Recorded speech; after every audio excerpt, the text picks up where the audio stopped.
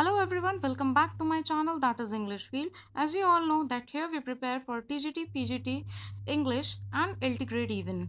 So now we have started series of literary terms and with a conceptual approach we are explaining each and every topic which is vital by the point of view of your these concerning exams, and watch the question series also after watching the conceptual explanation because that is important. उसी से आपकी practice होगी. And if you have any of the questions in your mind after watching video, so you can comment in comment box and you can give your feedback about the video, and if you have any confusion then please do ask by comment section.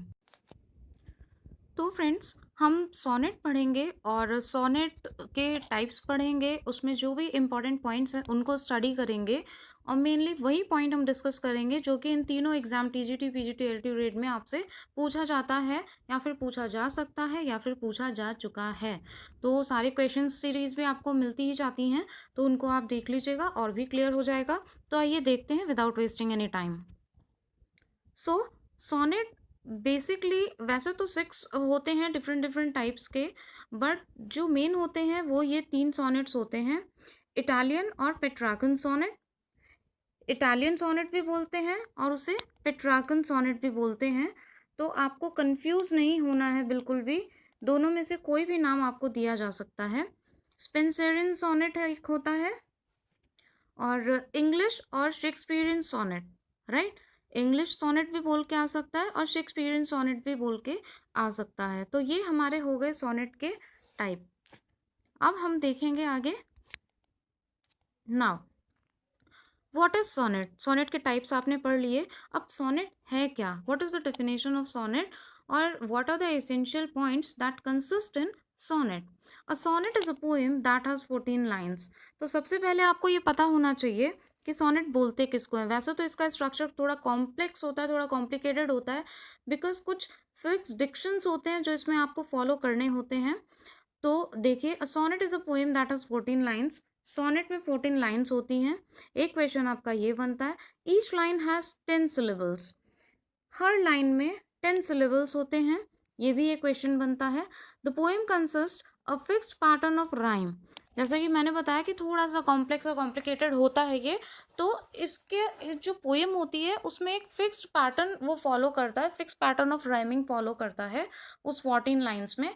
कैसे, वो हम आगे पढ़ेंगे. कुछ और important points देख लीजिए, sonnet कहाँ से आया, किस तरीके से ये फेमस हुआ. Sonnet is derive from an Italian word. यहाँ से आपका क्वेश्चन आता ही आता है, सोनेट डिराइव कहाँ से हुआ. एक इटालियन वर्ड से ये सोनेट डिराइव हुआ जिसका नाम है सोनेटो. स्पेलिंग को बहुत ध्यान से देखिएगा, SONETTO.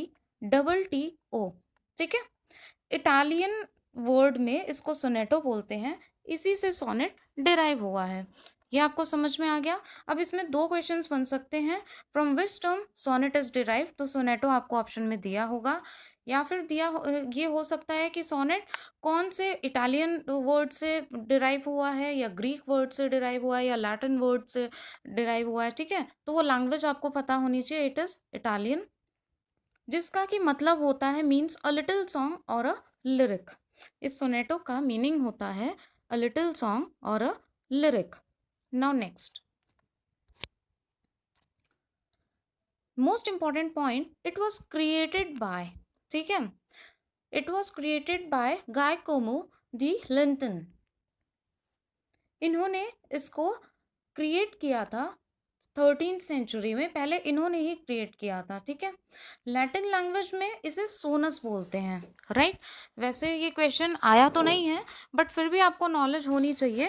एक इटालियन वर्ड जहाँ से ये डिराइव हुआ है, ठीक है, सोनेटो, और लैटिन लैंग्वेज में इसको सोनस बोलते हैं जिसका कि मीनिंग होता है साउंड.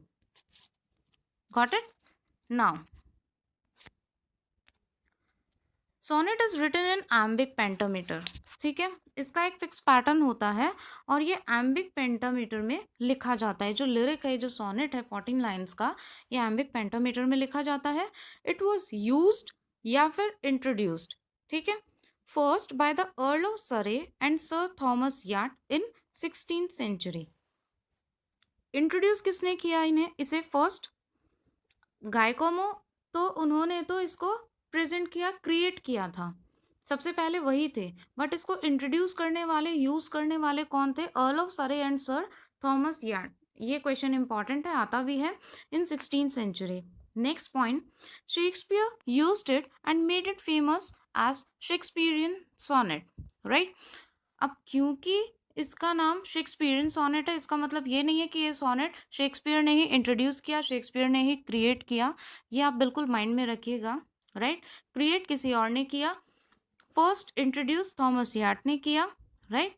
और जब शेक्सपियर ने इसको यूज किया तो अकॉर्डिंग टू हिज स्टाइल उन्होंने इसको, ये बन गया फेमस, उन्होंने इसको फेमस कर दिया यूज करके, और शेक्सपियरियन सोनेट इसे बोला जाता है। Now it contains 3 quatrain of 4 lines. 14 lines का स्ट्रक्चर मैंने आपको बताया। So it contains 3 quatrain, 3 into 4 12 हो गया।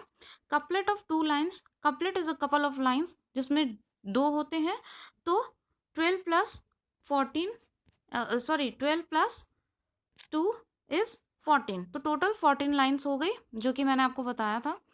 अब राइम स्कीम इसकी पूछी जाती है, तो ये बहुत इंपॉर्टेंट है, जो तीनों ही सोनेट है उनकी राइमिंग जो है वो अलग अलग है और वो पूछी जाती है, तो वो आपको अच्छे से ध्यान में रखनी है।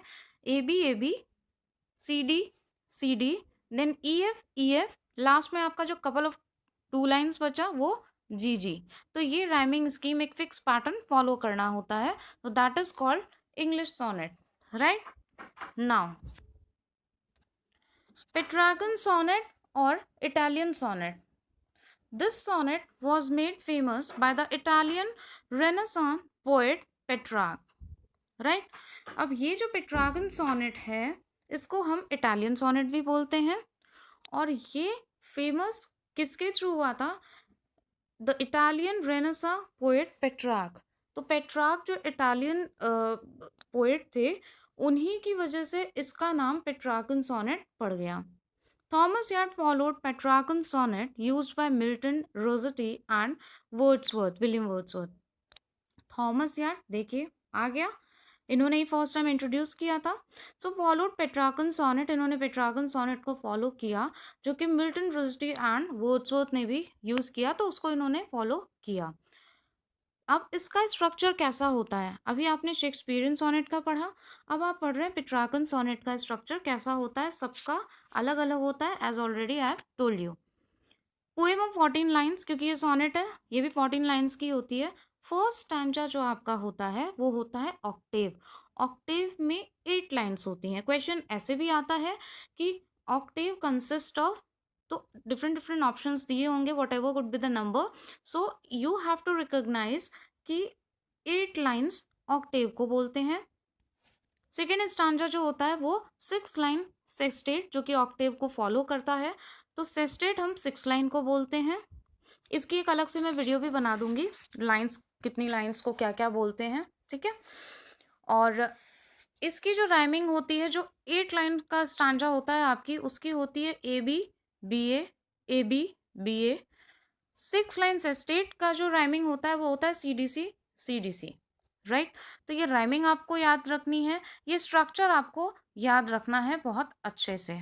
सो this was the Petrarchan sonnet, और जो पॉइंट्स उसमें मैंने आपको बताए हैं उन्हीं पॉइंट्स पे क्वेश्चन मेनली फ्रेम होते हैं, right. Now the last I told you about Spenserian sonnet. अब स्पेंसरियन सोनेट में आपसे क्या पूछा जाता है? ऑब्वियसली राइम स्कीम पूछी जा सकती है, इसका फॉर्म एंड स्ट्रक्चर पूछा जा सकता है, right. So it was adopted by Elizabethan poet Spenser. Important point that you have to remember. It was adopted by Elizabethan poet, that is Spenser, made of 3 quatrain and a couplet. Couplet आपको पता है, couple of line 2 का होता है, 3 quatrain 3 into 4. So rhyming scheme is A B B C C D E, right. तो ये है आपका स्पेंसरियन सोनेट का स्ट्रक्चर, ये भी 14 लाइन्स का ही होता है, सारे 14 लाइन्स के ही होते हैं, because we are talking about sonnet and you know in sonnet there is 14 lines. So these were some of the important points and types of sonnet which you should know if you are appearing for these kind of exams. Now we'll see you in the next video. So friends, video अगर आपको helpful लगी हो तो like और share करना बिल्कुल मत भूलिएगा। तो जल्दी से लाइक कर दीजिए और शेयर कर दीजिए ताकि दूसरों को भी इसका फ़ायदा पहुंच सके, इफ़ यू नो समवन। और सेकेंडली, अगर आपके पास में कोई भी कन्फ्यूजन है और कोई भी टॉपिक से रिलेटेड आपके पास में क्वेश्चन है तो आप कमेंट बॉक्स के थ्रू इंटरैक्ट कर सकते हैं, कमेंट बॉक्स के थ्रू अपने क्वेश्चन को पूछ सकते हैं। तो मिलेंगे फिर से नेक्स्ट वीडियो में। इसकी क्वेश्चन सीरीज देखना बिल्कुल मत भूलिएगा। Keep watching, thank you. ऐसे ही इन्फॉर्मेटिव वीडियोस के लिए, लेटेस्ट अपडेट के लिए प्लीज़ चैनल को सब्सक्राइब करें और बेल आइकन को हिट करना बिल्कुल ना भूलें, जिससे आपको लेटेस्ट वीडियोस के अपडेट्स मिलते रहें और आपकी प्रिपरेशन अच्छी होती रहे। Thank you so much.